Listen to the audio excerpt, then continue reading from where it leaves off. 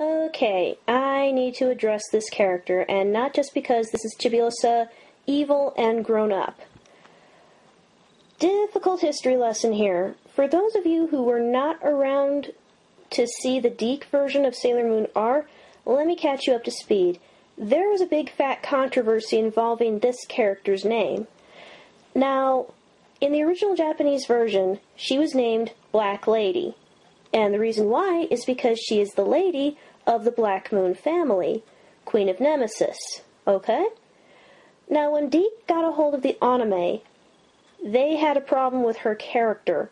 Once they had been allowed via the program exchange, the final 18 episodes of Sailor Moon R, they didn't know how to handle her.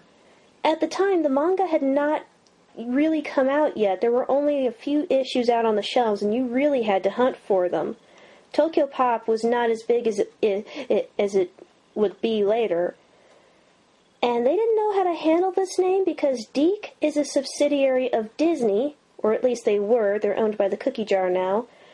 And the people at Disney did not want this very pale-looking Japanese woman walking around with a name like Black Lady, because that would absolutely piss off the NAACP. And if you don't know who that is, you really ought to Google them. When Tokyo Pop finally got their hands on the Sailor Moon R story arc, they decided to ditch Deke's new name for her. Deke had renamed her Wicked Lady, and this is even the name on the doll.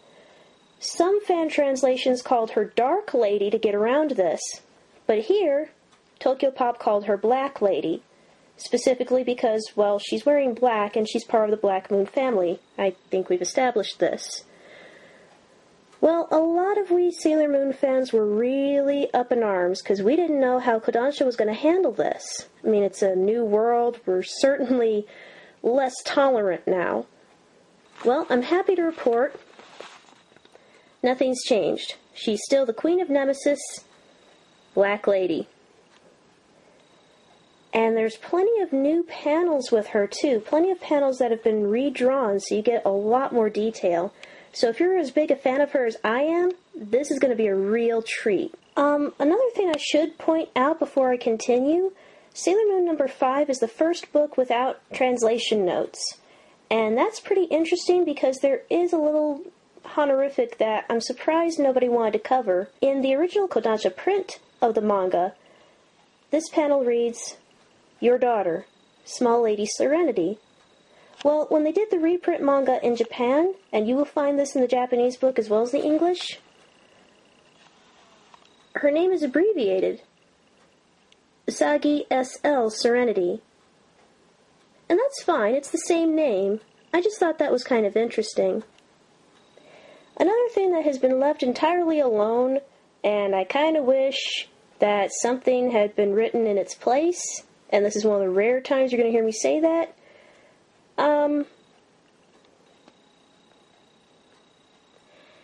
that's her dad. That is her father. Now, some Sailor Moon websites used to argue about Chibiusa, Usagi, and Mamoru's relationship. They used to say that these two really don't view her as their daughter yet, because she hasn't been born in our timeline yet, and they don't technically count as mother and father. I, on the other hand, had a science major. I know how DNA works. Ew!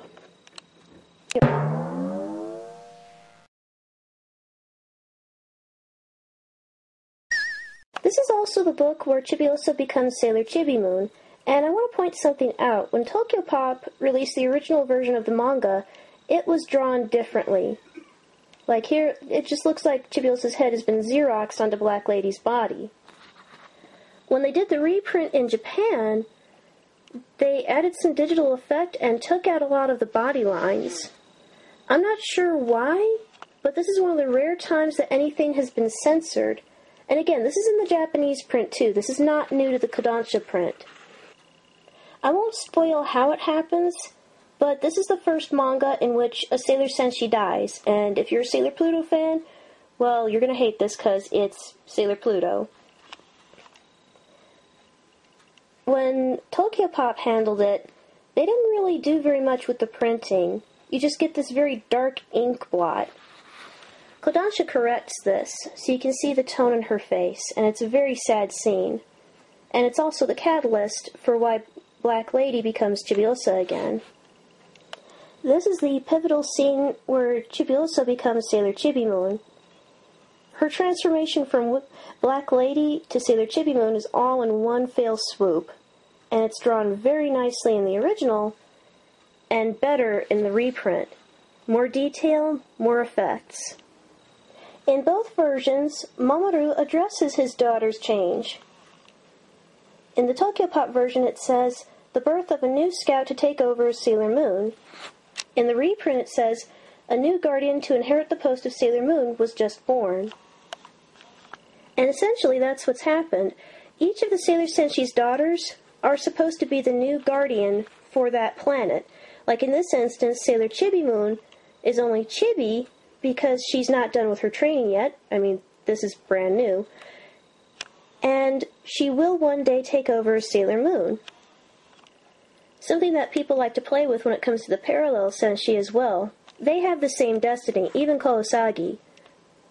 So in case anything should happen, Kurosagi is to either share this mantle with Chibiusa or take over in case Chibiusa becomes queen or what have you.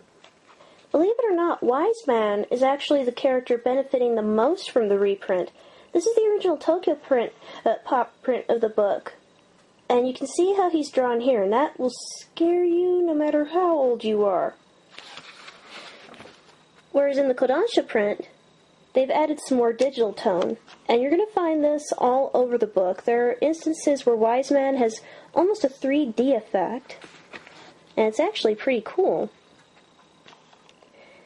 Chibiusa's character is a little bit different from the Tokyopop version too. She's a lot calmer, which I think I covered in the last video, and she's much more mature as Sailor Chibi-Moon than you might expect.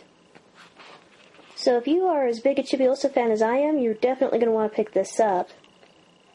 This is an interesting scene. I'm sorry I haven't seen animated yet.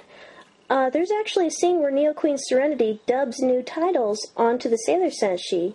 She's not asleep all of the time. She actually does something, for those of you just catching up. In the Tokyopop version, she lists Mars as the Scout of War, Mercury, Scout of Wisdom, Jupiter, Scout of Protection, Venus, Scout of Love, Sailor Moon, Scout of Sanctity. It's slightly different in the Tokyopop version. The Kodansha version.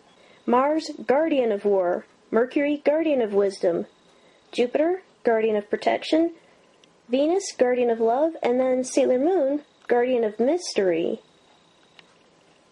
That's you in the past, Neo Queen Serenity.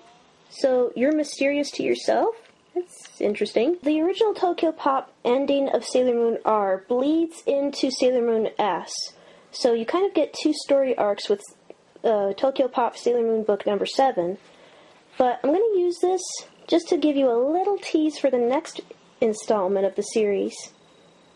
So this is how they drew the first pages of the new story arc. And this is what you're getting in the Kodansha print. This is how the Tokyopop version of this story comes, with the first 2 pages.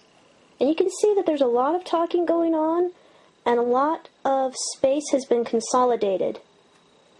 This changes in the new Kodansha books. Instead, we have brand new drawings of she who will be named next video, including a new sketch of Hotaru, and a really detailed new sketch of the city. That's going to be very important. Another spoiler.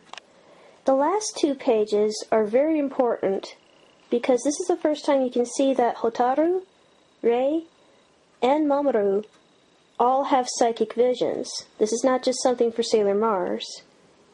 Something that's touched on a lot in the manga, not so much in the anime. This is the only of the 3 groupings of pages that has not been entirely redrawn from the ground up. But you can notice the subtle differences. And certainly the screen toning is prevalent.